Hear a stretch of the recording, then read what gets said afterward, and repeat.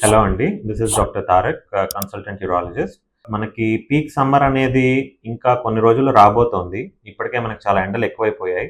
So, adequate water consumption లేకపోవడం వల్ల మీరు ఓన్లీ డీహైడ్రేట్ అవుతున్నారు అని అనుకుంటే అది తప్పు. There is a high chance that you would form kidney stones ఈ పీక్ సమ్మర్‌లో. సో, నేను మీకు కొన్ని చిట్కాలు చెప్తాను. ఎలాంటి జాగ్రత్తలు తీసుకోవాలి కిడ్నీ స్టోన్స్ ఫార్మ్ అవ్వకుండా అనేది.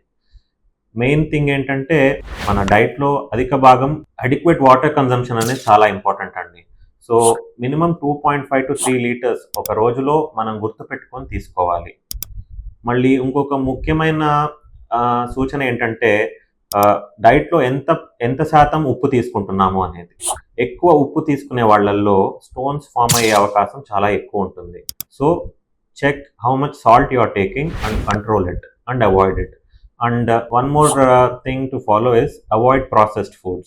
Excessive processed foods and carbonated beverages like Thums Up, Coca Cola, cool drinks ఎక్కువ తాగే వాళ్ళలో కూడా స్టోన్స్ అనేవి చాలా ఎక్కువ ఫామ్ అవుతాయి. సో ఈ మూడు జాగ్రత్తలు పెట్టుకోండి.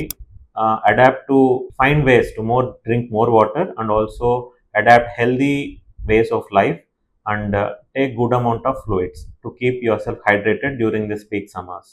Thank you.